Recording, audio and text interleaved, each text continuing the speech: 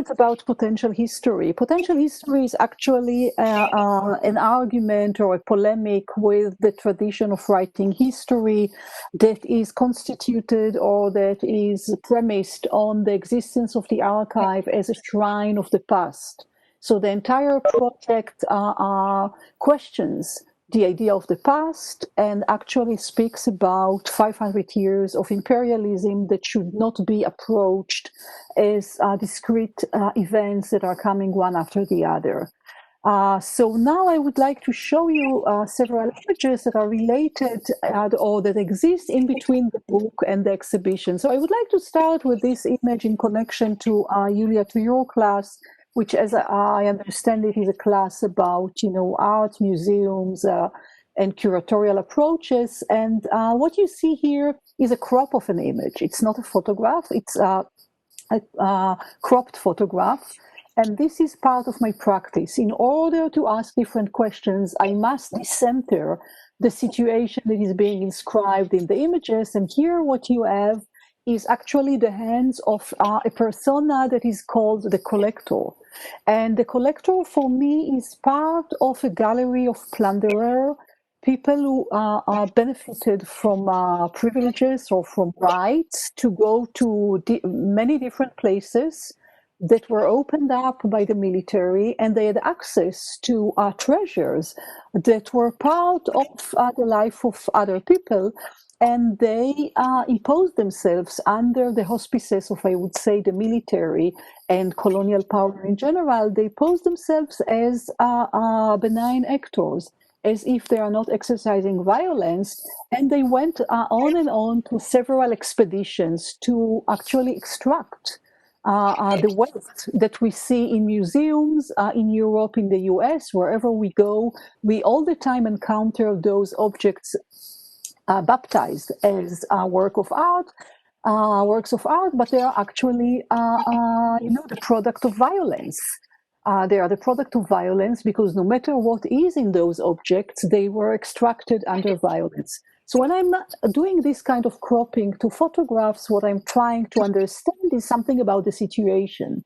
So surprisingly, the less information I have in the photograph, the more I get out of the photograph, which means that once I decenter the situation where you see Émile Tordet, he's the guy here on the left sitting with Émile Tordet is sitting on the left, cropped from here. Here is another person from the expedition. When I decenter him and I forget that this is Émile Tordet who actually brought thousands of objects, and I'm looking at this situation, what I see is, first of all, the gesture of holding an object in a way that curators and experts in art are usually do the same.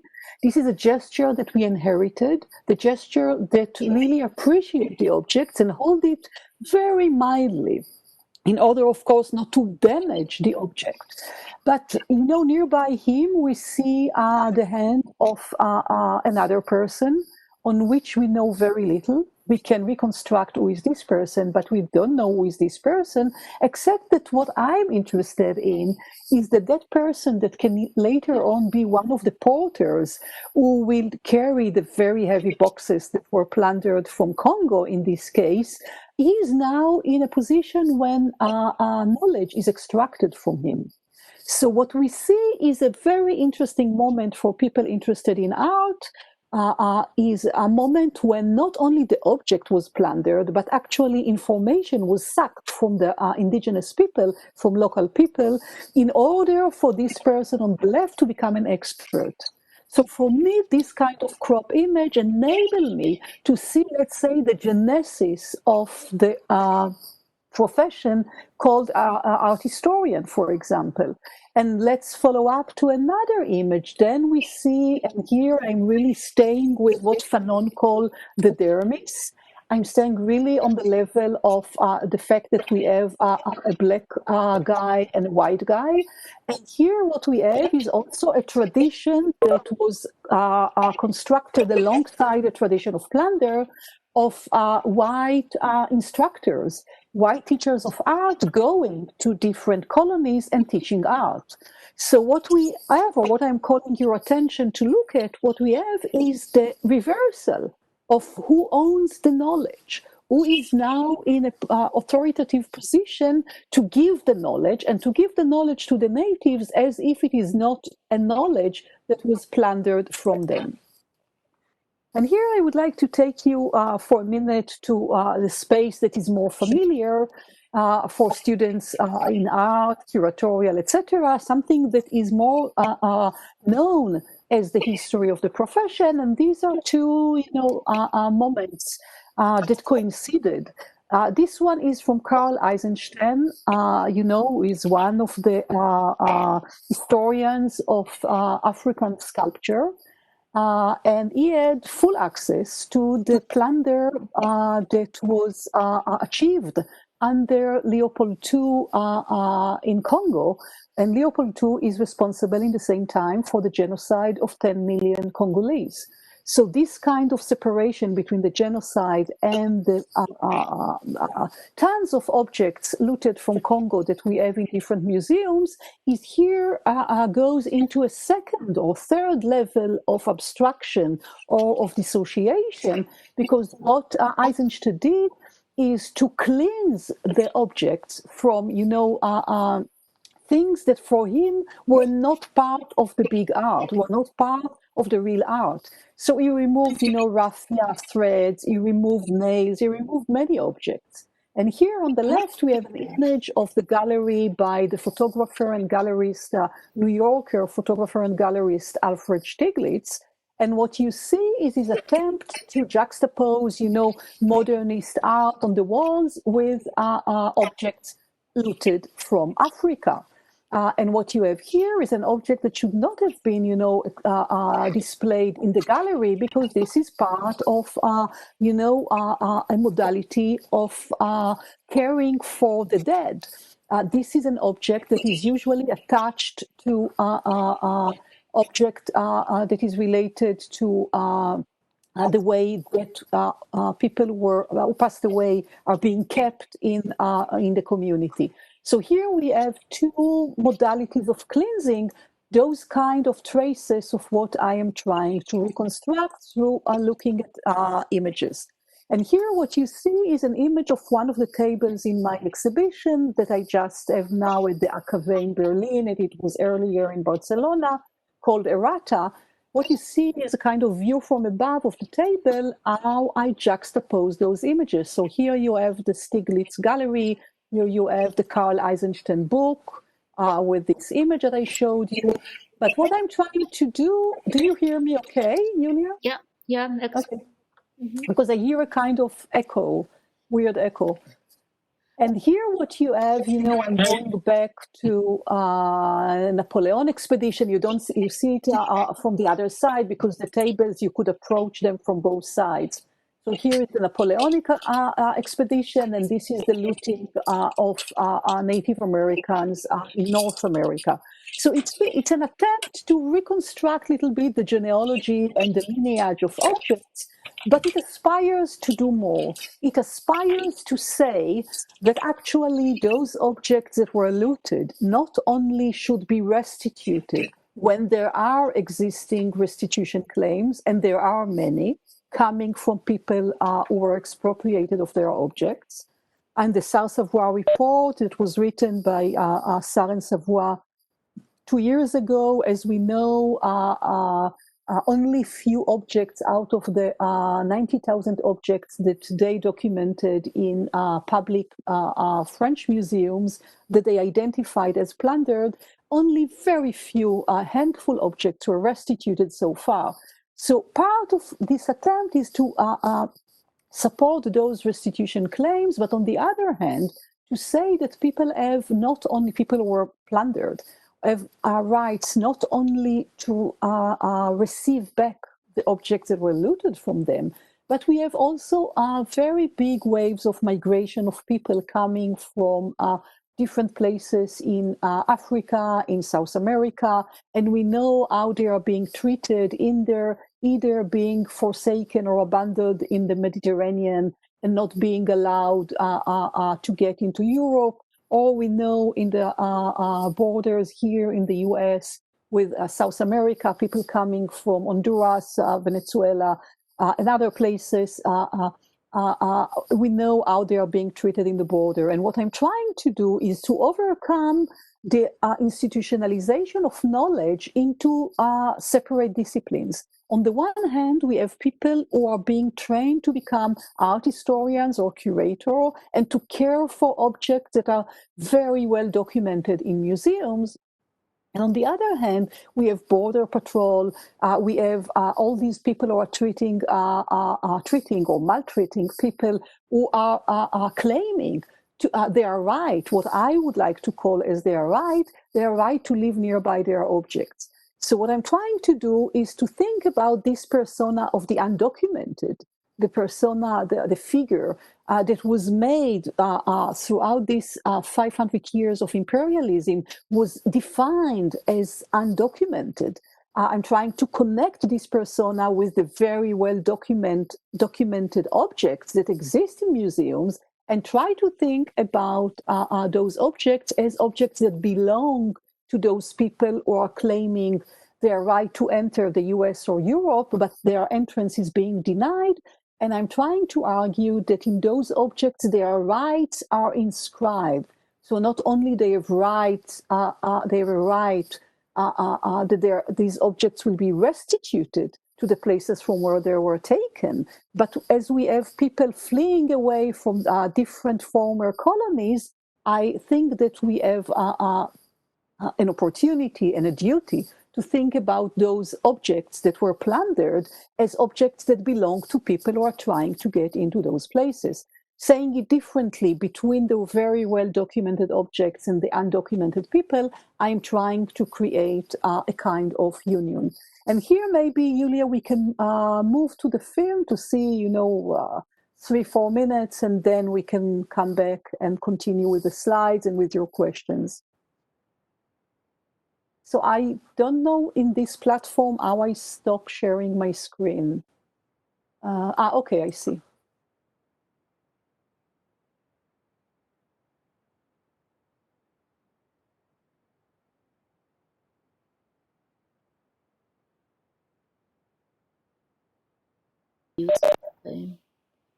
And share. Where is my share? I think you're sharing. Okay. If you can just go to the beginning, that we will have the title of this chapter of the film.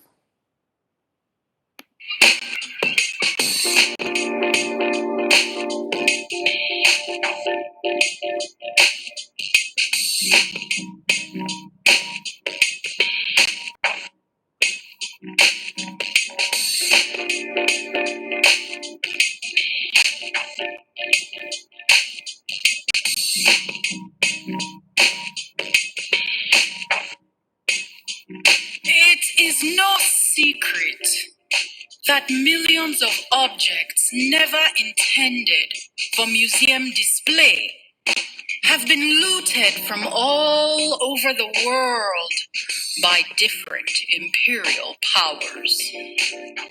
It is no secret that many of them have been carefully preserved in pristine museums and are now seen as precious art objects.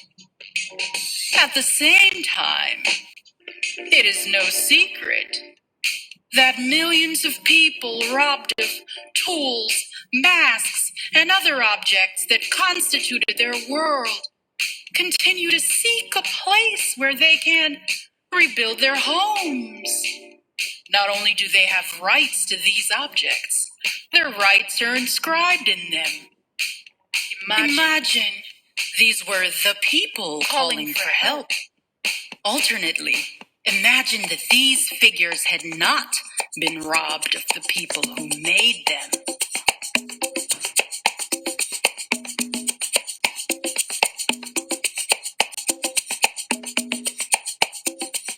Imagine that they could fulfill their function and protect those people who today are called undocumented. Robbing these figures required much violence, deception, and manipulation.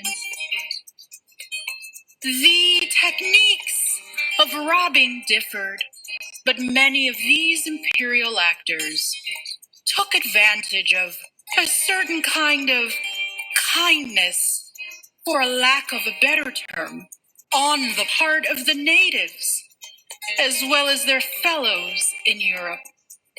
Maybe we can So stop today, here because it's really, even though yeah.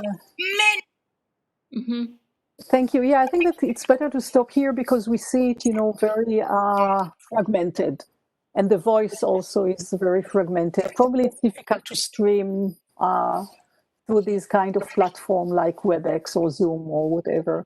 But I hope that it gave, an idea, but it felt like too fragmented. So, we have a wonderful quality on our large screen in the theater. So okay. wonderful. No, great audio and great videos. Okay. So maybe it's only on my computer. So, but I think that it gave an idea. It gave an idea of what it is. Yeah, so I can continue say a few more words about this argument that I started to unfold, or we can move to one of your questions. It's up to you. You will guide me. How do you want to continue? I can continue with a few more slides, if it makes sense. Yeah, sure. Go ahead. Okay, as I don't see faces, it's very difficult. Yeah, if anybody's willing to show their face, it would make this a little more personable, I think. Yeah, it's okay. So let me share the screen again. Sure. Thanks, Alan.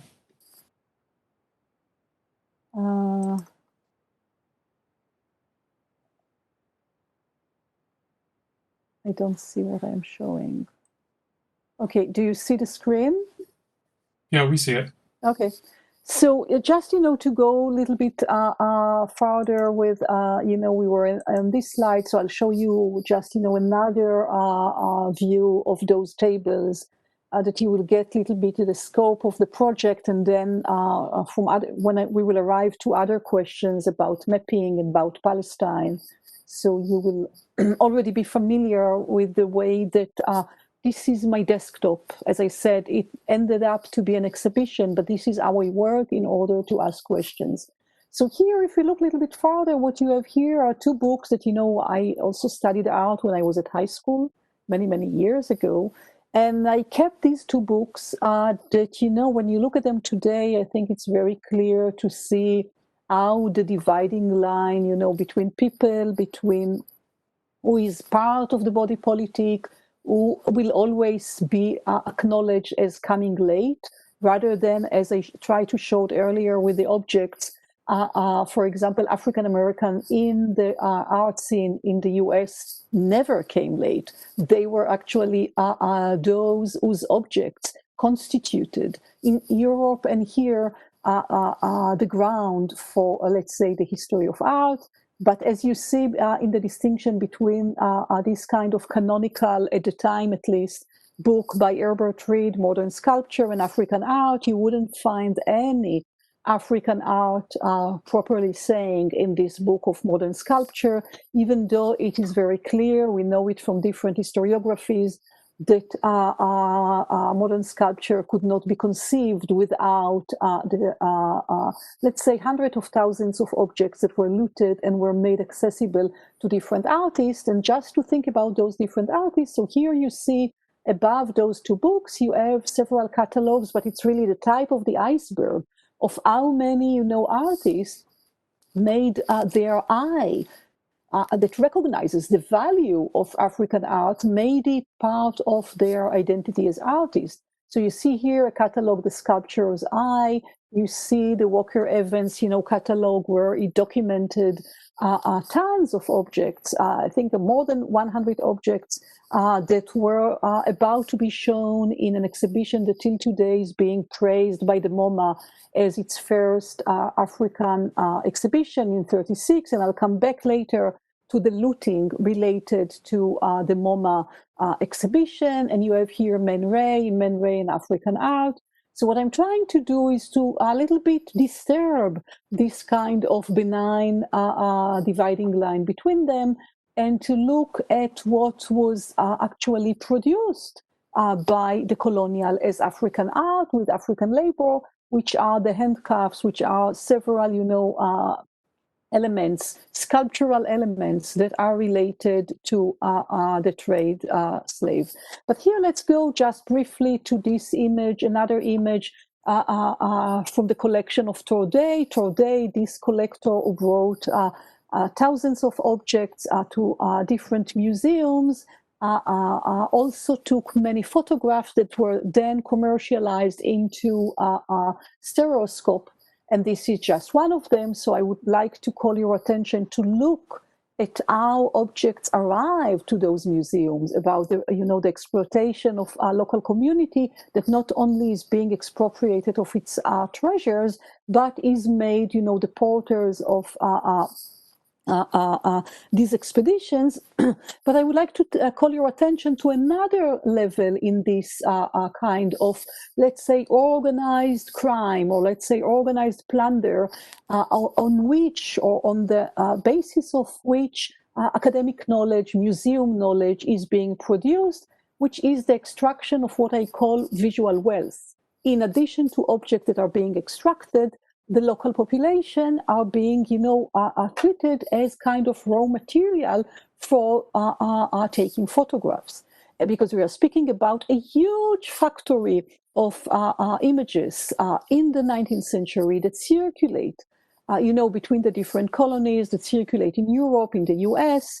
And we are speaking about, production of images, stereoscopic cards, postcards, and many other types of publications in which, the labor that is sometimes the mere presence in front of the camera is completely, being taken for granted, and enable what I would like to call the primitive accumulation of visual wealth in archives, in libraries, and in museums.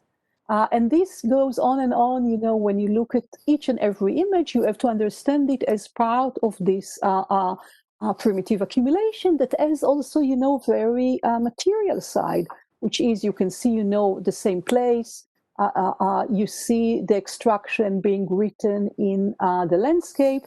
And what is important about, the wounds or the scars in the landscape is that they always lead from the place of extraction toward Europe, toward the port. So when you see, railways being created, when you see, traces in the landscape, it always not in order to benefit the local population, but it is in order to enable this project of extraction of objects, extraction of visual wealth.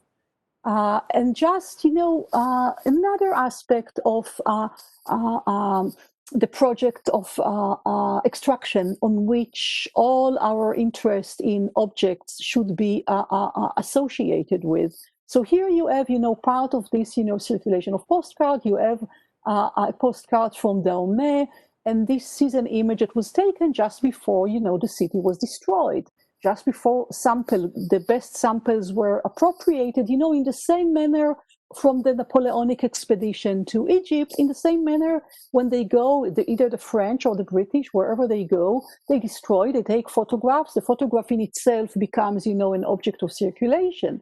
But the way that I'm looking at those postcards is, for example, this image of a place that is no longer. What does it mean that is no longer? It means that what was taken is immediately relegated to the past in a way that now all the missionary, all the art instructors can come and teach indigenous people how to build, how to weave baskets, how to create pottery, how to draw. So there is a kind of educational project that is inextricably related to the project of extraction, in the sense that they destroy the infrastructure of production of art and art objects that were not meant to be in museums, that were meant, to be part of the world that they share with others. But these worlds are being destroyed, and as they are destroyed, and people are being relegated, to the governor who will now extract their labor.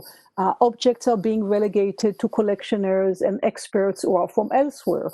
And local population will be mobilized in order to rebuild the worlds that were destroyed, but to rebuild them in order to serve actually the accumulation of the capital per Europe.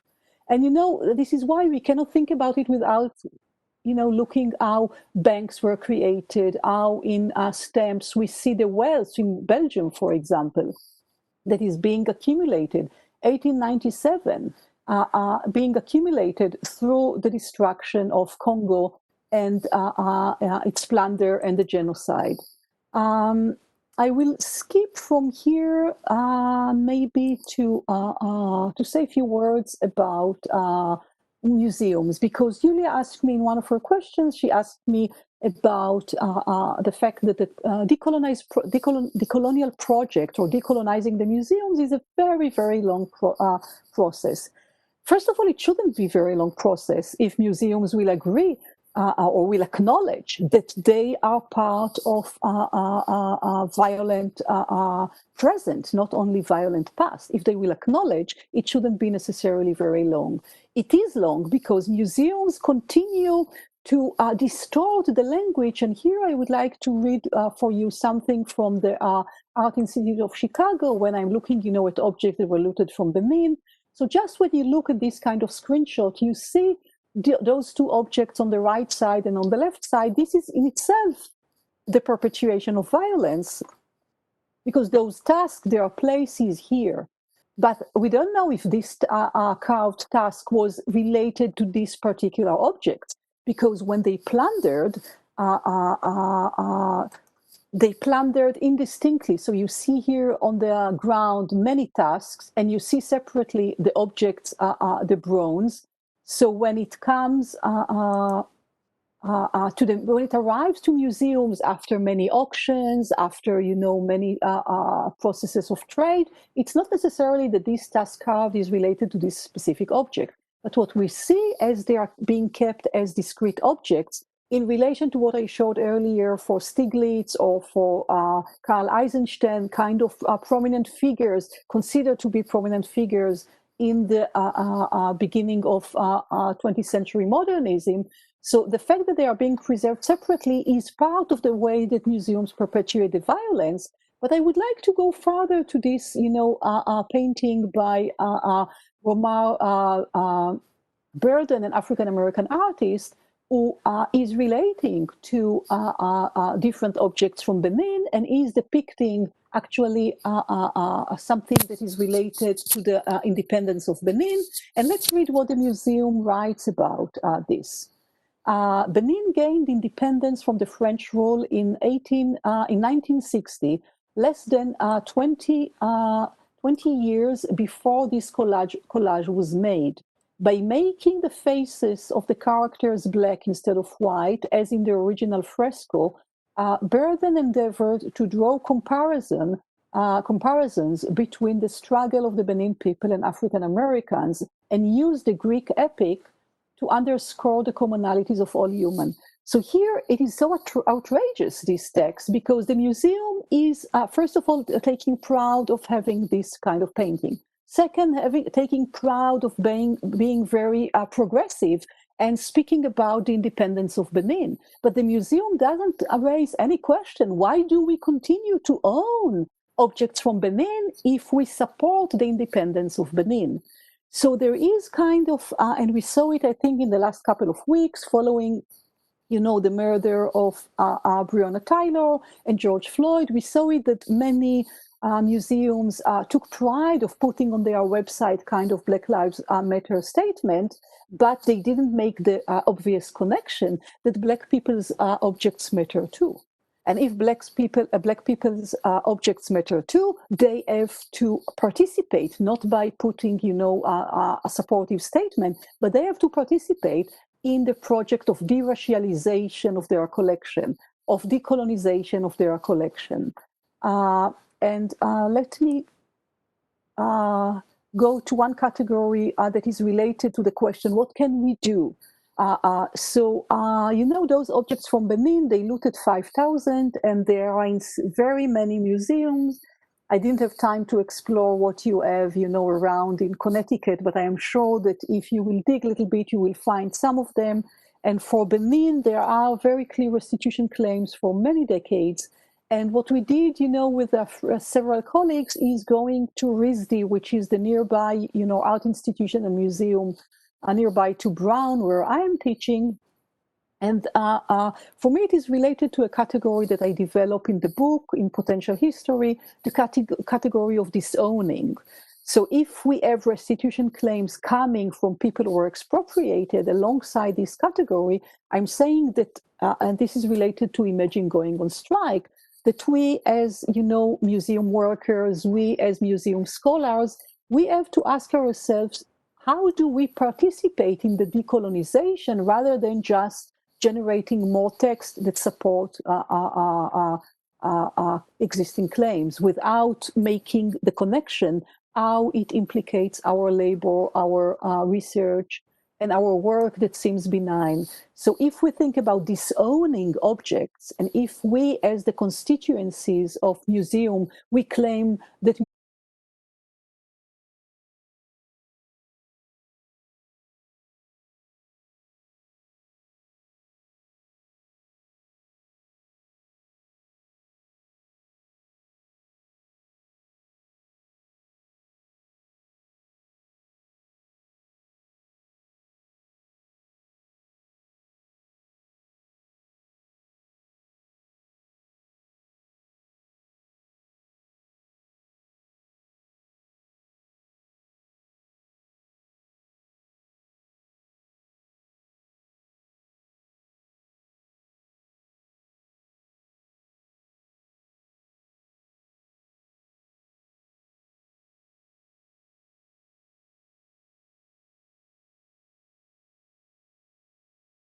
museums.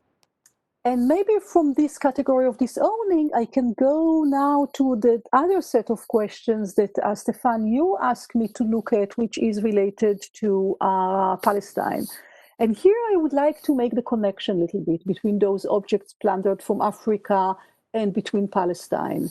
That may seem very indirect, but I think that as scholars, we have to make those connections because imperialism teaches us to approach everything as a discrete case. Academia invite us to be a specialist of a very, very narrow area or a very narrow unit of time. But imperialism trespassed so many places and made so many connections that we cannot allow ourselves to stay in our tiny, reservation that the academia call us to. So here you have, alongside all the catalogs that I show on these 24 meters of tables in the exhibition, you have a catalog that was published by Bezalel Art Museum in Jerusalem. And we are speaking about, Jerusalem, the part that was colonized by the Jews at the end of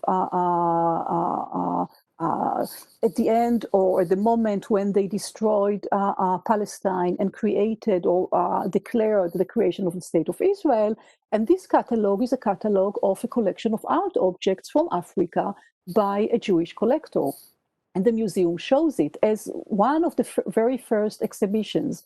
And this matters a lot because it tells you something about how objects from Africa are being considered to be objects of distinction for an art connoisseur, for someone who knows beyond only the Western art, for someone who has access to other cultures. So we are speaking about the way the imperial state citizens construe their self through collecting of plundered art. So a state, an imperial state, a sovereign state like Israel that is built on the ruins of Palestine, in order to be recognized among other states that themselves are also imperial state or themselves are also settler colonial state, the collecting and showing in museum African art in this same way.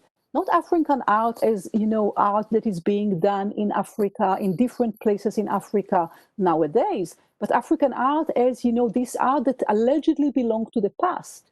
But you have to understand that when collectors like Torde or others are going to Africa, they are not collecting only objects, from the 16th or 17th century, because not so many were, kept from that time. They collect objects from today, but as they destroy the infrastructure of producing art or producing objects, because people are being forced to become laborers, as they destroy the infrastructure of creating objects, all those objects are being transformed immediately to a certain past.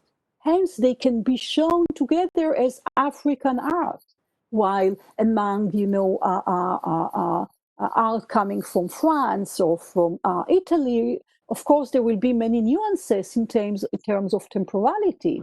But all this art that is being collected brutally and massively at once is being transformed into the past. So this is how I wanted to enter into the question of Israel-Palestine.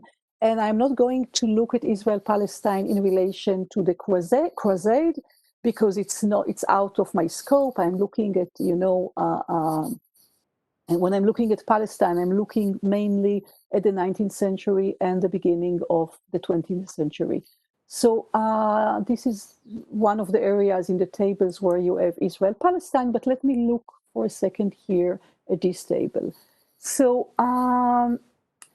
Palestine and Israel, people tend to relate to this place as the Israeli-Palestinian conflict. And I'm using quotation mark because I think that it's completely outrageous that the academia and different disciplines embraced this kind of idiom as the Israeli-Palestinian conflict. We are speaking about the destruction of Palestine and about the establishment of a state on the ruins of this destroyed place, and this kind of ongoing project of making Palestine disappear from the language in a way that people even cannot claim what I am claiming, that I am a Palestinian Jew, because Palestine was construed as a different place rather than understood as the same place, as a place that is in the very same place as Israel. So speaking about the Israeli-Palestinian conflict is a complete aberration and a complete imposition of what I am reproaching historians to do, to accept, to embrace the destruction of Palestine as belonging to the past, and to narrate the history of Palestine as if it starts in 1948 with the creation of the State of Israel, and everything else was made past. So why do I mention this in relation to the question, Stefan, that you asked me? Because it brings us immediately to the question of how the nation state take over very rich history. Because what we have prior to the establishment of the State of Israel and the destruction of Palestine, the massive destruction of Palestine, and of course incomplete destruction, because Palestine is not fully destroyed, if you understand that whatever is in Israel is part of Palestine.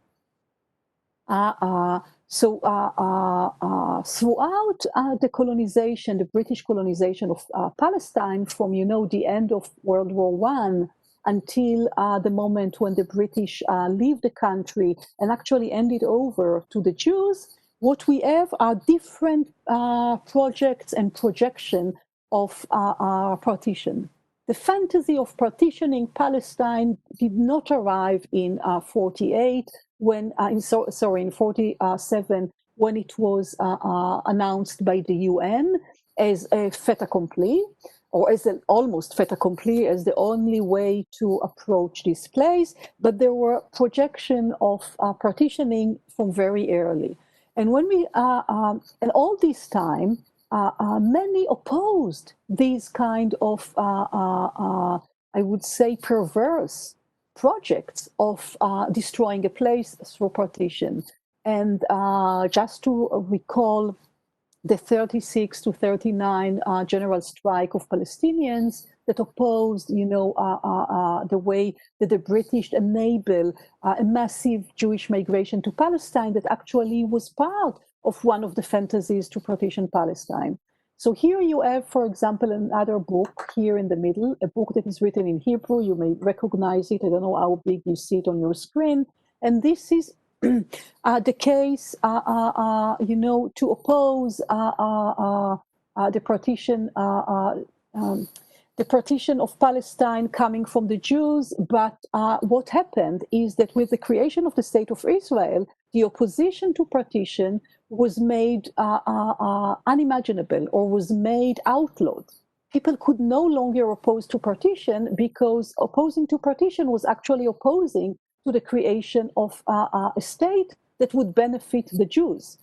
Because the partition was not like, unlike in India, Pakistan, the partition of Palestine didn't make any sense. I think that in India, Pakistan, it didn't make any sense either. But in India, Pakistan, it materialized into states, while in Palestine, what happened is that the moment when the partition plan was announced, the Jews conquered more and more land from what was supposed to be the Arab state, and they evacuated the 400,000 Palestinians who were supposed to be part of the Jewish state according to this resolution. But to relate to history according to this resolution is problematic, because it erases the ongoing opposition to the partition. And the Palestinians didn't talk with the with the Anglo-American committee that came to Palestine in order to think how to advocate partition. So here you have two maps, from Africa, because as I wanted to show, is that partition is not a new tool that was invented in the 40s. It has history. Not only it was projected in the 30s, but, just think about the Congo Congress, when Leopold II received, in quotation mark, Congo, and the genocide to follow. So in the Congo conference, or Berlin conference at the end of the 19th century, this imperial power used scissors, as you can see here, literally used scissors in order to cut the map of Africa and to distribute the booty between different powers. So here I juxtapose, just to give, a slight feeling of how brutal is the use of scissors to split a continent. This is a map of languages. So of course it doesn't reflect all the richness of languages in Africa, because there are so many languages, but it gives nonetheless, when you look at the several major languages, it gives something that is much more organic than this brutality. So from here, I would like just, to end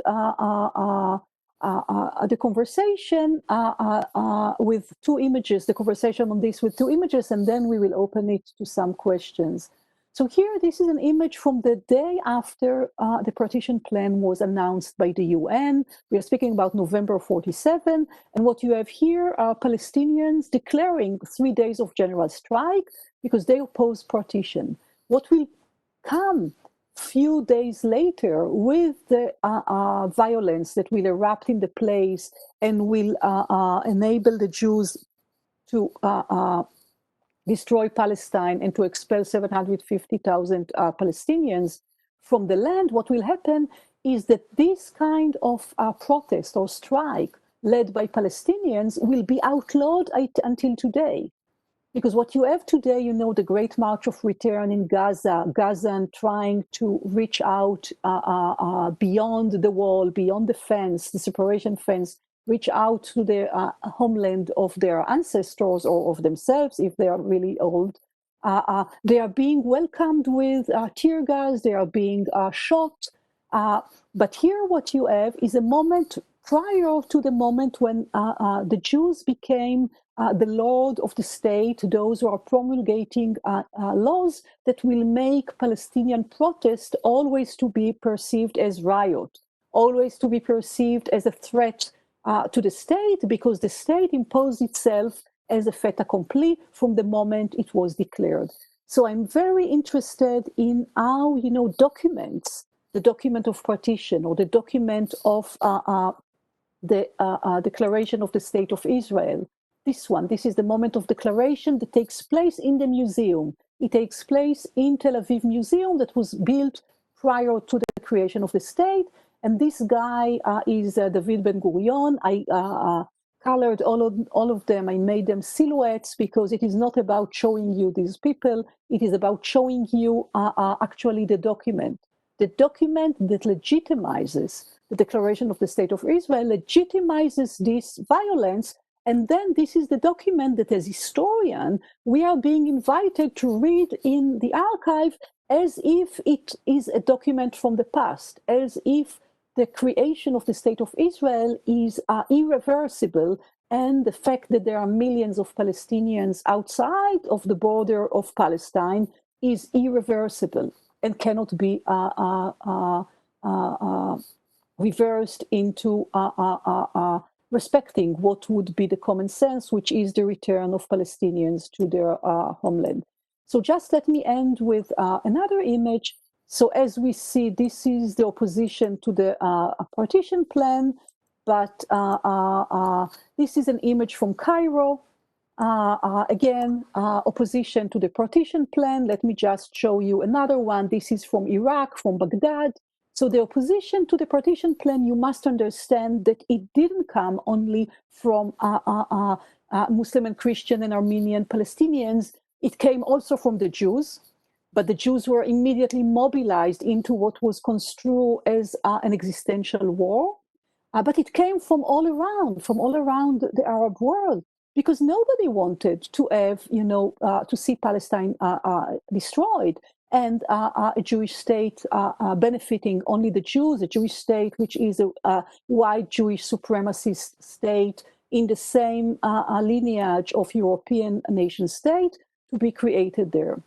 So for many, many years, I know this image of the crowd, in Egypt opposing the partition plan. But if you read this image together with the text by Cyril Shirizi that was written in 1947, he was one of the founders of the Jewish Anti-Zionist League.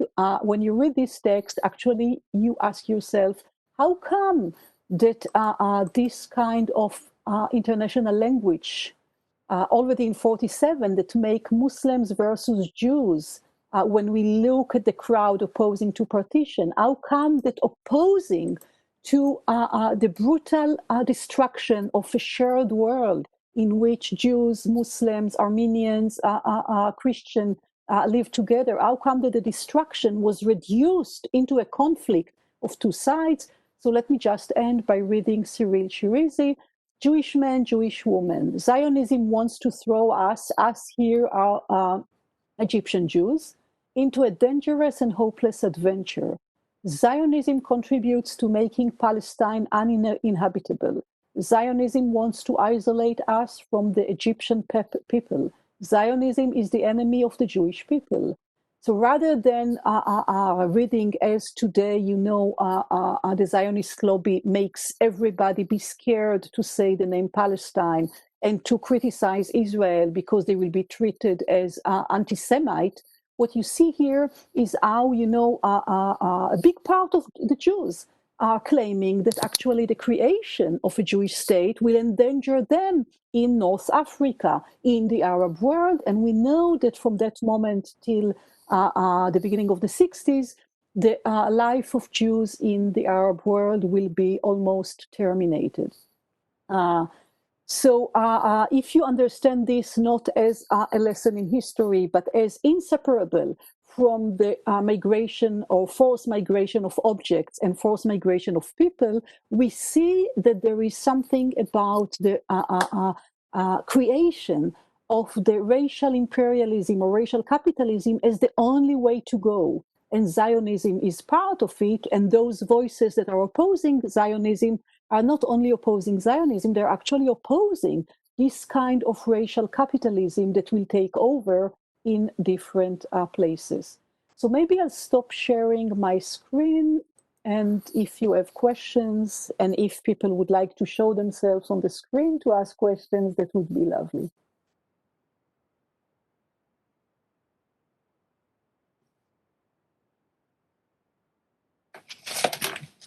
Well, I can maybe get started if I may. First of all, I have so many notes that I've scratched out, so many great ideas here. I have no idea how we're going to get through them all. And unfortunately, my class only goes until 5:15, so we're going to lose a good chunk of the audience here. So I want to make sure to give time to them. Actually, you know what? Before I even dive into my thoughts, I should probably ask my students if any of them have comments or questions, since we only do have about 10 minutes before the end of our class period.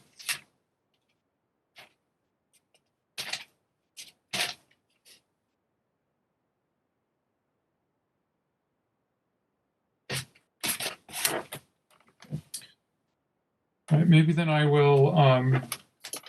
There's two main areas that I'm curious to explore more. One is sort of the idea of the strike that you write about in the essay. But since that wasn't a main theme of the presentation, maybe we can come back to that. I think more central is this idea of documentation, being an object being documented or a person being undocumented, and the different types of violence that has. And I think it's so rich that the fact that you gave in that one of those last images you showed, that the signing, the ceremony of the signing of the document that legitimized the formation of Israel was actually done in a museum. Right? The document which basically delegitimized a large group of people's claim to a space was done in a context, in a setting that was built around this idea of documenting and cataloging and collecting objects from other parts of the world. Where was I going with this? Right. So you bring up these sort of two ideas about how we can address the question of decolonizing the museum. One being repatriation, and one being essentially, well, a different form of repatriation, right? Allowing the people who identify with these objects to coexist with those objects, whether that be in Benin or whether that be in London or New York, right? That reconnection of people and their objects should be allowed to happen. And I'm wondering if well,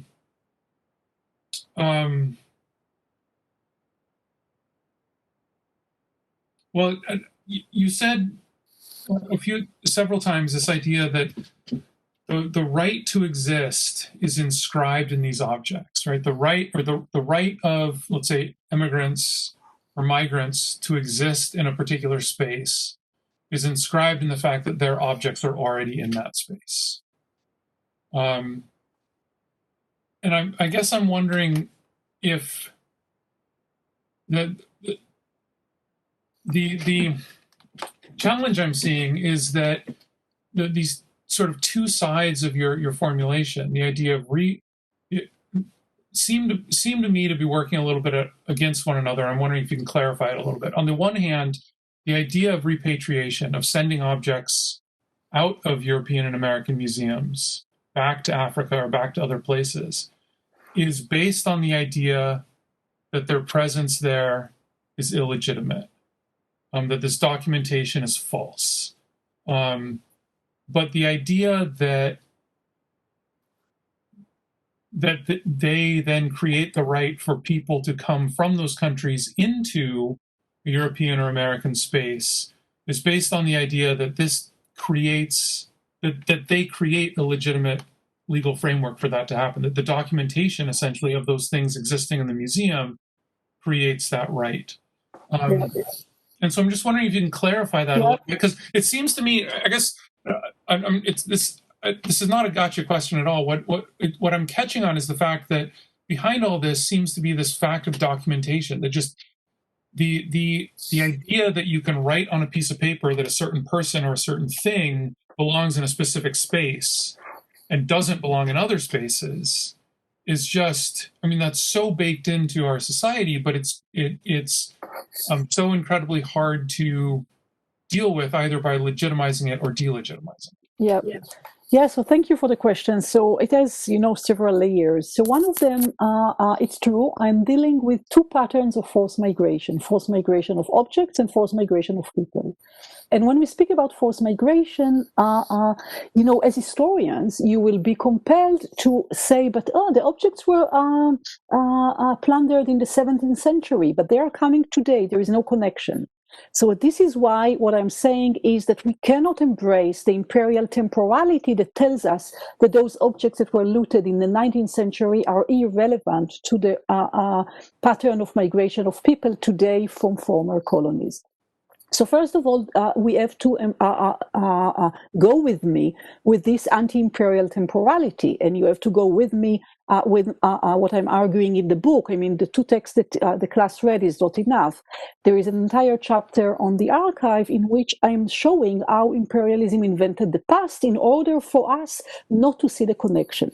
Second, we have to think about what happened at the moment of the political decolonization, for example, of Africa or of India, or of Palestine. What happened is that the colonizing forces, they took with them whatever they wanted. They took the archives because they considered them to be their archive. How it became their archive in which the life of all these people are being, written, they took them with them. You can find them, in the Imperial War Museum in London. You can find them in France, in Aix-en-Provence, and you go on and on and on. So what they did, they took everything and they closed the border. They closed the border for people, right? But the objects were already in those countries. So we have to take this in consideration. Patterns of forced migration with the anti-imperial temporality that I'm suggesting. We have to take in consideration what happened at the end of colonization. The objects were kept in the West, people were left behind with an iron curtain. Let's call it an iron curtain, because every citizen can roam around in the world with a passport, but they couldn't move as freely as those who continued based on the primitive accumulation. And the third thing that we have to bring into this conversation in order to reply to your question is that the plunder of objects, we are not speaking about, 10 precious objects, even not about 100, even not about 1,000, that we have to opt for one right way what to do with them. We're speaking about millions of objects, more than enough to restitute some of them, to keep some of them for those who are coming and claiming asylum, and to do many other things with those objects. And I think that here comes, the right of next generations to define also what to do with the objects of their ancestors. So the idea that we have to come up with one idea with no contradictions of what to do with these objects could be the right way to go if there were a tiny, tiny group of objects. We are speaking about millions. And we cannot speak about any of those options to choose to select only one way when we speak about so many objects, because it can really create another disaster, like the transfer of population. That big mass transfer of objects also is, even in terms of climatic, balance in the world, it can unbalance. So what I'm saying is that we have to respond to any restitution claim, but with the rest of them, museums should disown unconditionally. And this is our work as historians of art, as curator, is to put this pressure on those institutions. And this is linked to the idea of the strike, of course. So I hope this reply to your question in between those two options that seems to you like contradicting each other, but I think that they are complementing each other, and they are even not exhausting all the other options to come. Yeah, no, absolutely. That is helpful. I think another interesting just sort of historical framework to put into to add to this conversation is just the idea that this that documentations, for example, citizenship, the idea of citizenship, that a person belongs in a particular place and not in other spaces, is actually kind of a historical anomaly. And it grows out of a Roman tradition, a European tradition, and it ends up becoming sort of a world standard, right? It gets applied through the imperial period, through the imperial project, the same way that maps get applied through the imperial project, right? The idea that people living in Africa ought to be identified with a specific geographic space, and that's where they belong, right? The people of Zaire belong in Zaire, the people of Egypt belong in Egypt, the people of Senegal belong in Senegal. But if we look back in history to other societies and other imperial spaces, such as the ancient empires of the Near East, there was no concept of citizenship. And so the movement of people was not as fraught. The movement of people into and out of an imperial space was not as fraught. And it also meant that there tended not to be the same identification of a person with an identity, right? Whether that be Romanness or whatever, or Americanness or Spanish, being Spanish or whatever, or Senegalese. I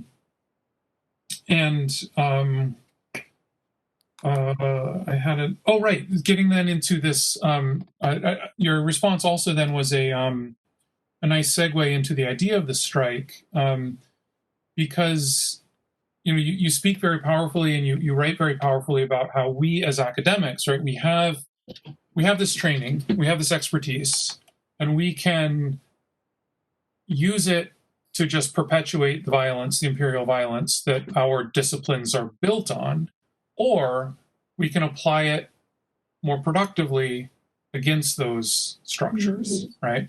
And I really like that. And I really like the comparisons you drew in the two parts of the book that we read between, for example, the living artistic traditions and community-sourced memory, right? The artists and the community historians who provide almost an antidote to modern imperial Western styles of knowledge production. But it also really reminded me of, and this, so prominent in the news today, of Ibram Kendi's ideas about anti-racism, right? That we have actions and thoughts which are either racist or anti-racist, right? And it's not a matter of us being racists or not being racist. It's a matter of us choosing to do things that are anti-racist. And if we don't choose to do things that are anti-racist, then we are tacitly perpetuating the racist structures that we exist in, right? And so I'm wondering if you've thought about this comparison, and I'm asking because of the language that you're using. You use this concept of the strike. And so I was trying to think about, what would it mean to think about Ibram Kendi's ideas through the concept of the strike? Like, what would he be proposing us striking against? Or, by contrast, can we think about your ideas as anti-imperialism versus imperialism, and on sort of a broader conceptual level, so that it's not limited to the activities of sort of the specialists who have this sort of expertise to do that work? I just missed one thing in your question. Who was the name that you mentioned that what he will propose us? Ibram X. Kendi, the author of How to Be an Anti-Racist, right? So this, and with the discussion, all the discussion about racial justice, right? This concept that if you are not actively working against racism, then you are participating in perpetuating racism. Go ahead. Yeah, so, I would even broaden this. It's not only that you are participating, in the perpetuation of racism, but you are participating in the perpetuation of racial capitalism and imperialism. So what I'm trying to do in the book is to show how this is built as part of the technologies that we operate. When we go to the archive, we operate the technology of the archive. What is the technology of the archive? It's not only, a network of institutions in which you find documents. It's a network of technologies that recognize that their actors recognize each other in what they are doing, and those actors are producing documents. And what are these documents that they are producing? It's immediately linked to what you asked earlier about everybody belongs to their right place. So let me just show you a series of images to make this argument clearer. So, when we think about the archive, we think about, this is what we have in mind, right? We have, very erudite people reading and sorting tons of images, and we have, this ladder that they will do everything in order to arrive to find this tiny, tiny document in which they will find, the truth. Or here, it's really like, the metaphor of looking for the needle, in piles. So this is the image that we have of archivists. It is related to this network of institutions where documents are being kept. But let's look at what are the archivists that are not planted in our imagination, in our imperial imagination, that leads us to be complicit of the archive. These are the archivists for me. He's going, you see the arm, he's invading a place that is not supposed to be there, and look at the pile of documents that he's stealing. Look here at this group of soldiers, look at the pile of photographs that they are stealing. So those piles, some of them, they will dump them because they will consider not important. Some of them, they will confiscate them for their security projects, with quotation mark, because these are soldiers, and they are plundering them allegedly for the safety of the state. And some of them, what they consider to be precious, or what they will consult other archivists, they will give to the archive or to the library to be preserved. So what I'm trying to do is to really interrupt in this imaginary that the archive is a benign place where you can see some lies written in the document. What I'm trying to show is that the archive creates the identity of certain people or the positions that they are being compelled to inhabit. So here, for example, coming back to my exhibition of errata, here this is, an excerpt or cropped from a situation of trafficking in the bodies of slaves in the US, what is called, the slave auction, but this is actually a situation of trafficking in bodies. I'm trying not to look for the violence of slavery as it is inscribed in the body of the people who were forced to slavery, but to look at this guy. He's holding a document. Later on, we will read this document in the archive. Here again, this is a crop that I'm doing. This one is sitting nearby the slave ship and is writing, those documents. And this is Lincoln. And Lincoln here is reading the Emancipation Proclamation.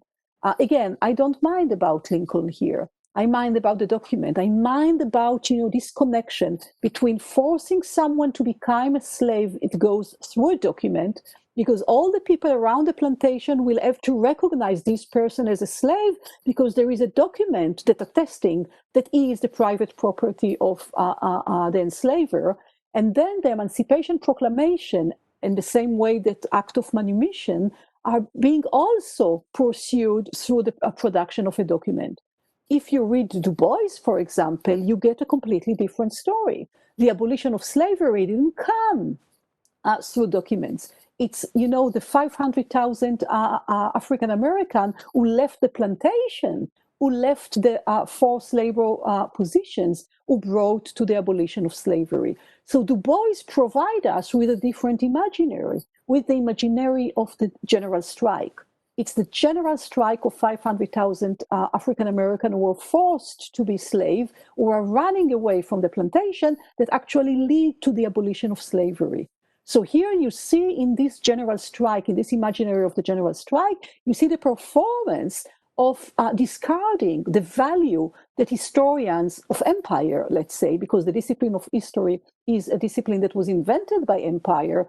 You see how the documents are being made secondary to what people are doing. You see people revolting against this archival category that made them to be slaves. So it was a long answer, but I hope that it replies a little bit to the question of strike, to the at least the background of how I come to the strike, and what does it mean that people are being forced to inhabit those positions of the refugee, of the undocumented, or of the slave, and how it is related to the circulation of documents that we are recognizing as sources of history, rather than as emblems of violence, of a still ongoing violence that if we deny their value as past, we cannot but, to continue Kennedy's argument, we cannot but endorse as unconditional urgency, for example, the case for reparations. Because it's not only about not being racist, it's about understanding that the wealth of this society should be redistributed in a way through processes of reparations. And reparations for slavery for here is key, while the return in Palestine is key, while in relation to objects looted from Africa, the embracement of asylum seekers here and the restitution of objects there is key also. So what I'm proposing in the book, this is why it is 600 pages, what I'm proposing is a different anti-imperial geography.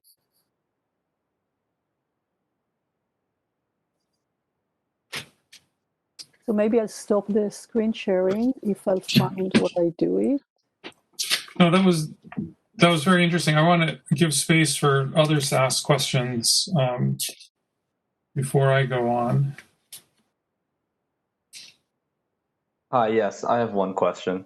First of all, I really enjoyed reading the excerpt that we read, and I appreciate your views on the imperialistic tendencies of museums. I definitely agree. But I also think that education is a requirement to combating imperialistic mentalities, and I view museums as a method of educating individuals against imperialism. So could you speak at all towards the maybe possible necessary evil of museums? Could museums, even though the objects are plunder, as you say, are looted and horrifically taken from these oppressed people, they also do teach us about those cultures. Is there any worth to that? Thank you for the question.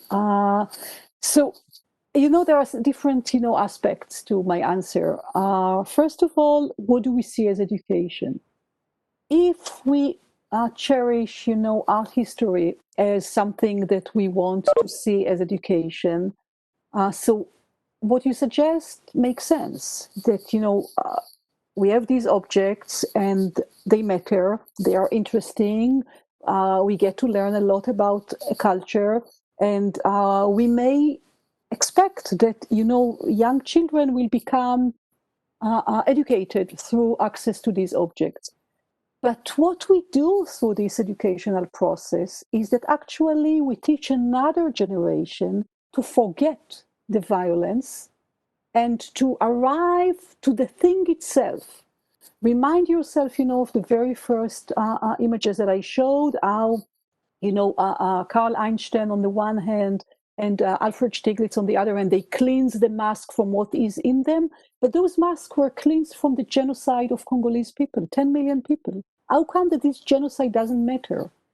So for me, bringing pupils to the museum and teaching them about these objects as if they are imbricated or embedded in a history of art that is built kind of 18th century art, 19th century art, and African art, is repeating the same crime, that then we will find them repeating the same, racist understanding of the world, the same racialized understanding of the world. This is why I said earlier, if you understand that Black Lives Matter is the thing that we have to support in this country, you have to understand that Black people's objects matter too.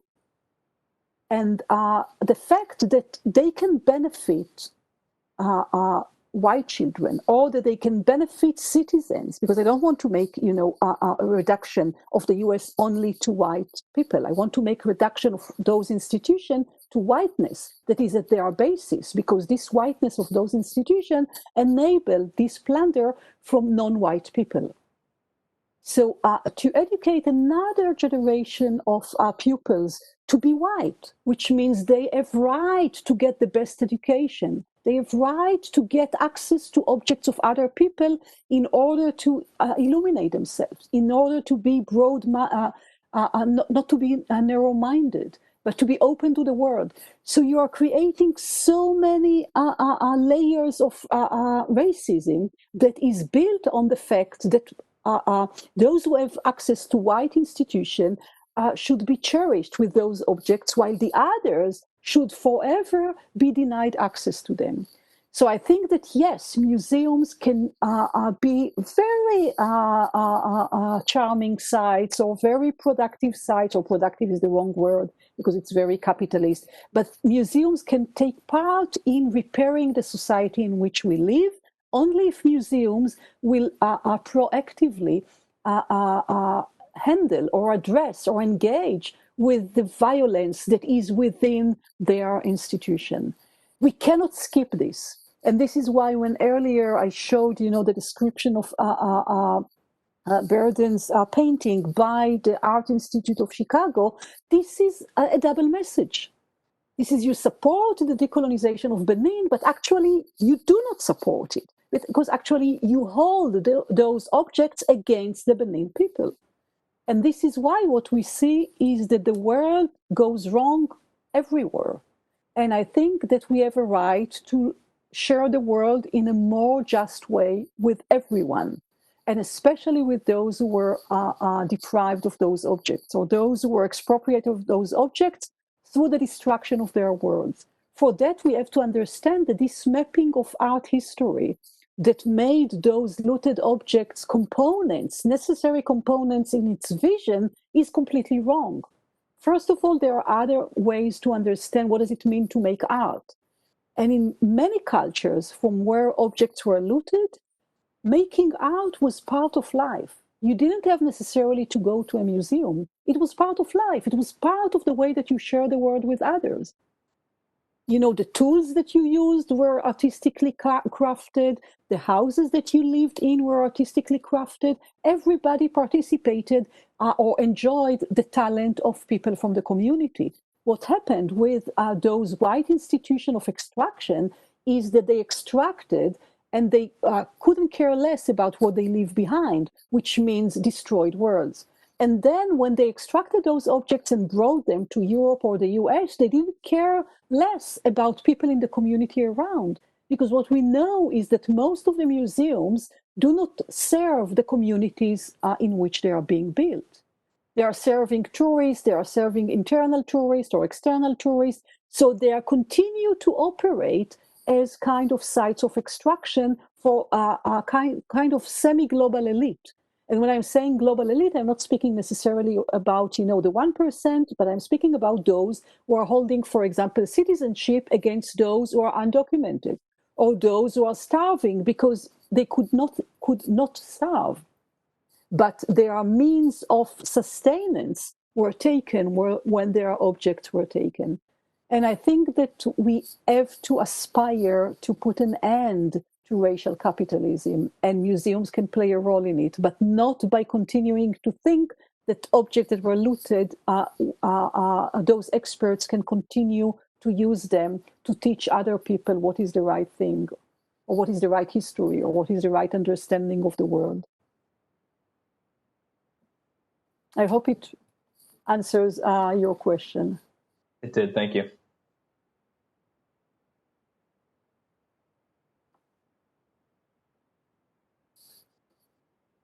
Also, I believe there was a question from someone else in the chat. So if I'll find where is the chat, because I'm usually Zoom. I can read it for you if you'd like. Yeah, go ahead. The question says, should we send objects back to places where these objects may necessarily not be valued or would be put in danger? So, this is the argument that we often hear from people who don't want to disown these objects and want to keep them forever. This argument is based on the idea that the standards that were institutionalized in Western-type museums, in terms of temperature, in terms of preservation, other preservation conditions, these are the only way to engage with objects. And I think that when you plunder from people their objects, they have the right to decide what they want to do with them. They can decide that they want to bury all of them. They can decide that they want to destroy all of them because it's too painful to continue to hold them.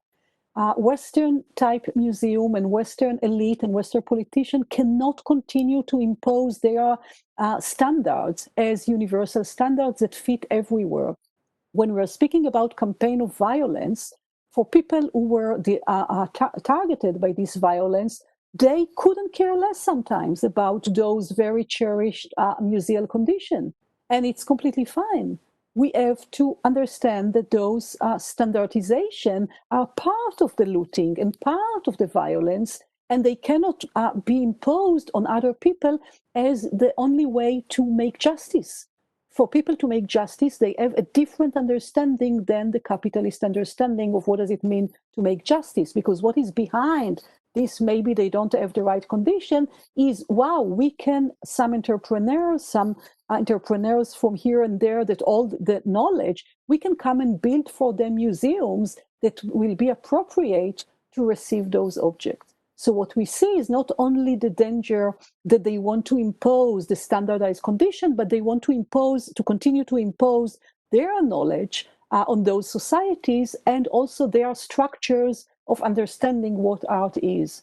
And what I'm trying to do in the book is try to show that prior to plunder, there were many modalities of making art rather than the only modality, which is art object as a private property to be displayed and to be studied by experts from a very particular type of expertise. So I hope this reply to the question.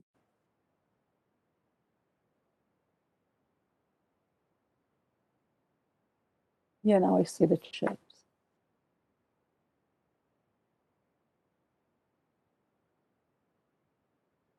So if anyone else have any question, feel free to ask them or to send them via the chat. I see the chat. Do you have questions from your class, Yulia, from the theater?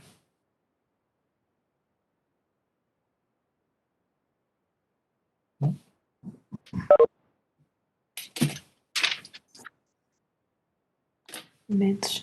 I might pick up on March's point about the educational value of museums. And I was very interested in this part of your discussion where you talked about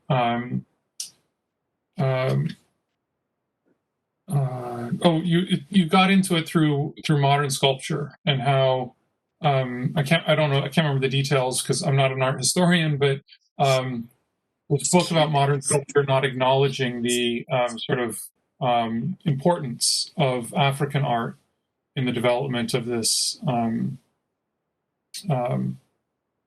this genre, and then how this leads into the question of what you're just talking about, like who is really allowed to make art and who is allowed to teach art, who is allowed to be an expert in art, and there are a lot of structures that put that expertise into this sort of Western imperial system and deny it to the living traditions, those communities that have been practicing that art for a long time.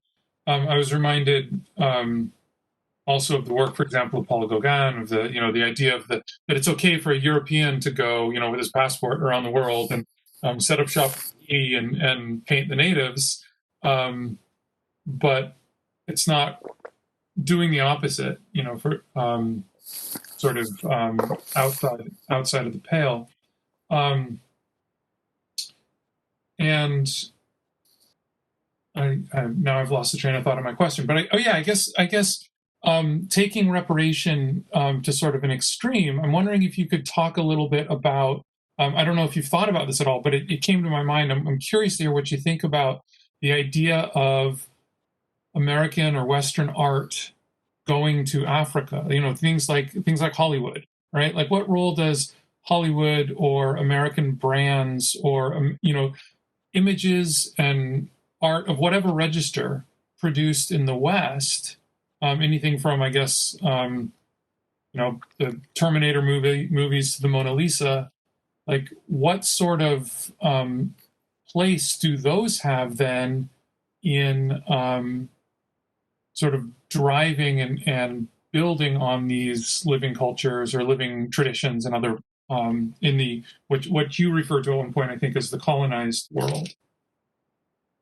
Yeah, so I'm not an expert in Hollywood cinema, so I'm afraid I cannot reply to this question. I really don't know what is the role of Hollywood in this. I'm sure that if you will look at some images, some films, you can find, traces of the naturalization of plunder.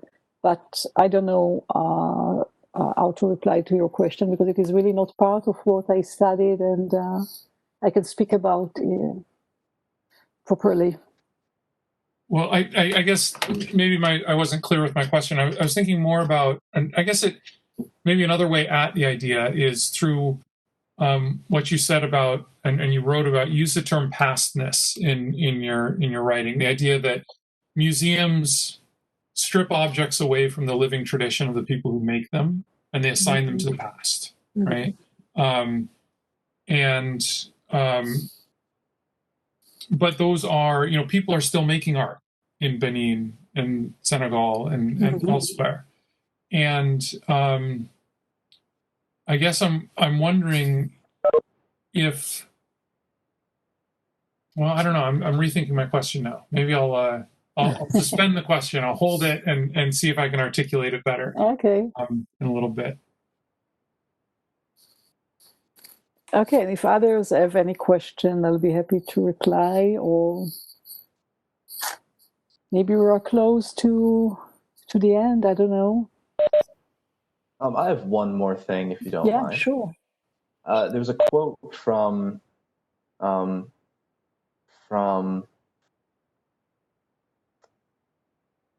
your essay. I'll read it here. Sorry, I'm pulling it up now. You stated that without historian service, world history would have never assumed the mantle of a broad-minded, scholarly pursuit full of cosmopolitan subjects, and the crimes on which world history rests would not have been denied, ignored, or presented as accomplished facts.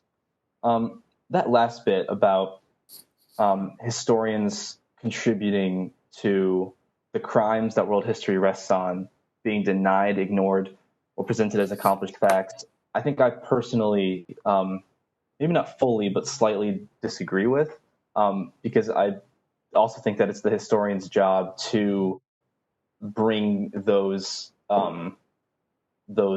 crimes to light. I do see what you're saying, but I was wondering if you can maybe elaborate to help my understanding.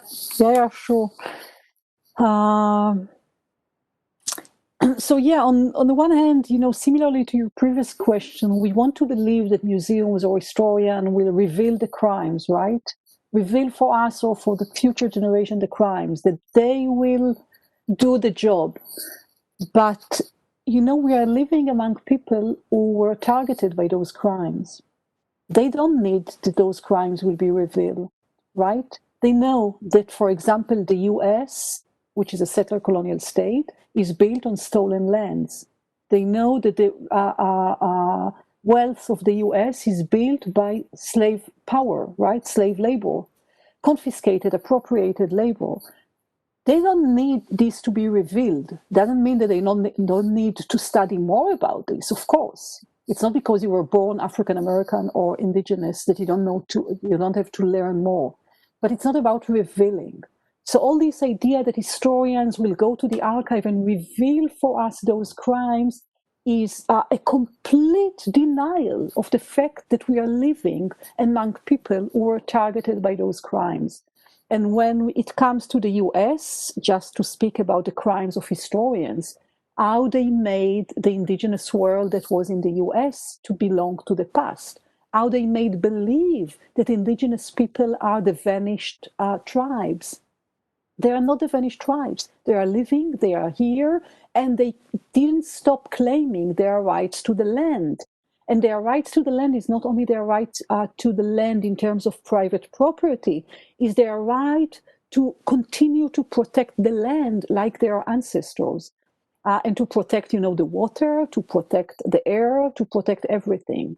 So historians who relate to the US from very early as a fait accompli, as if there are no indigenous, as if the indigenous were removed to another planet, which is called the past, which was invented as the past. This is the crime of historians. So we don't need historians to reveal that there was a genocide of Native Americans.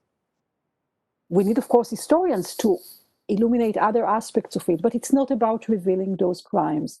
We have to understand that there are people who are protesting for 500 years that the US, as a racial capitalist country that oppress everybody that is not white, this regime should be abolished. So when we speak today about abolition, it goes hand in hand with what I'm trying to develop as potential history. We must potentialize this history that made indigenous people belong to the past, and their claim as if are coming and should be satisfied by the same racial capitalist regime, or as if it is this white regime that will decide if African American deserve or do not deserve reparations for slavery.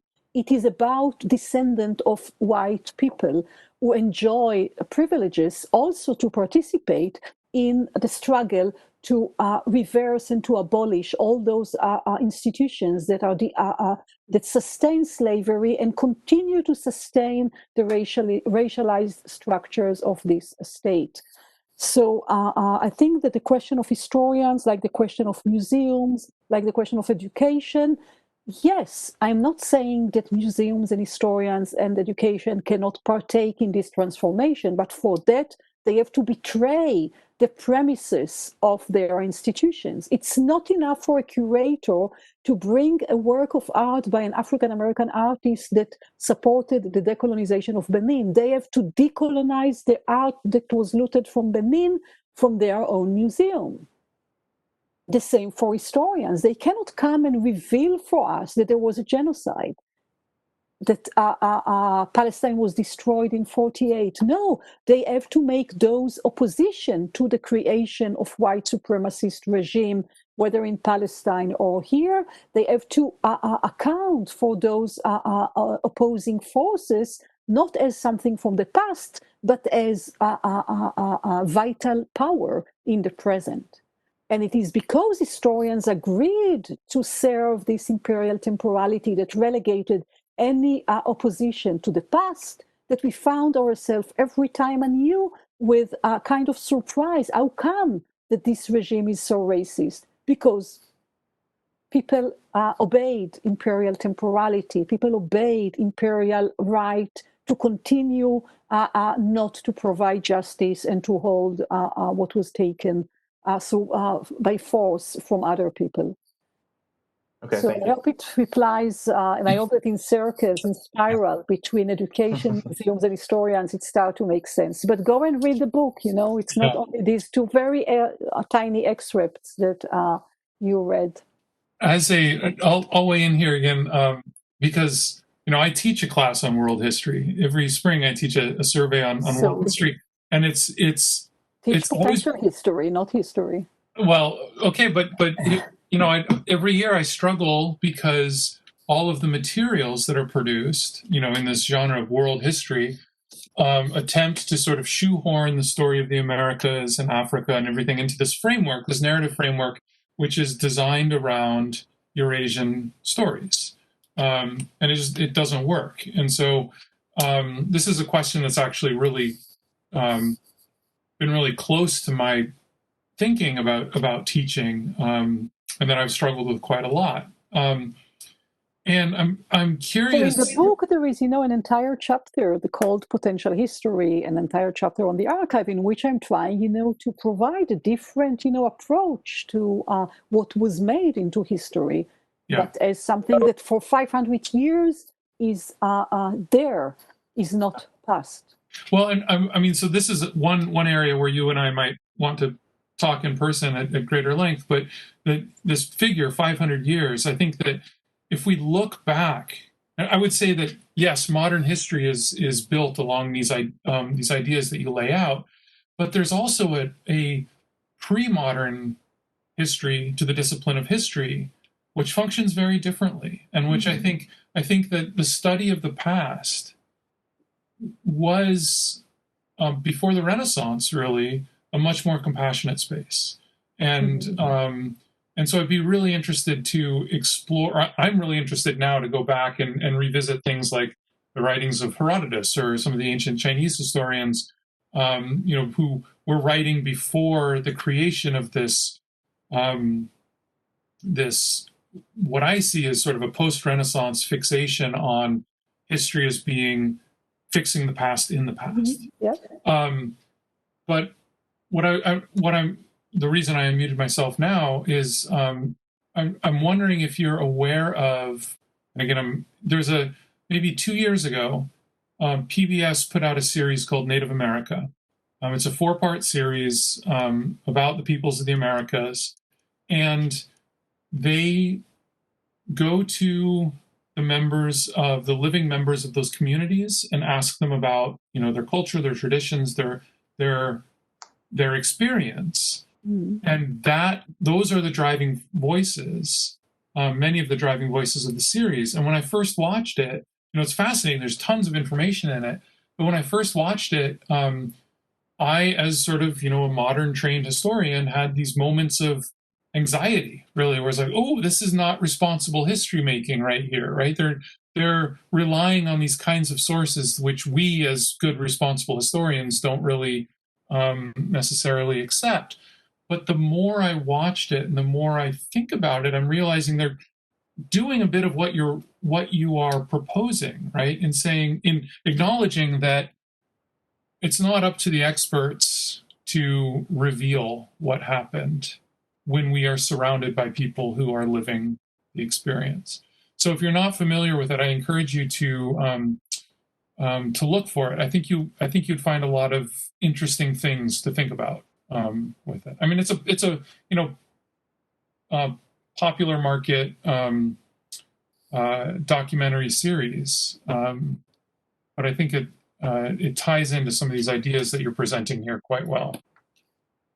Yep, thank you for the recommendation. And there are, amazing indigenous studies literature, that we can read and find those that you may not feel like what they're doing is not responsible history work, but what they are doing is maybe different understanding of history.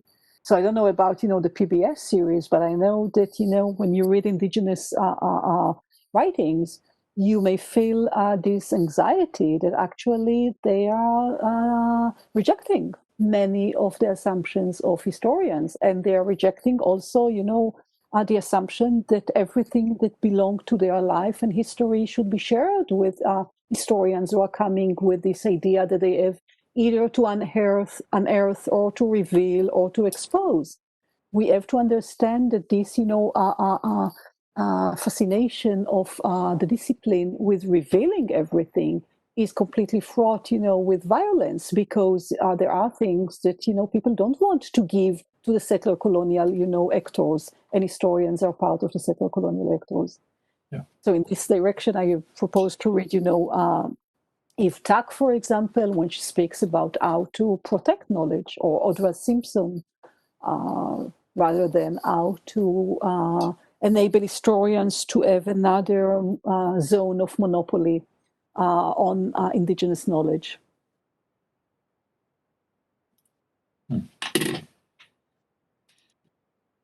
I'd like to thank Professor Azoulay for this brilliant and very inspiring conversation. Thank you so much.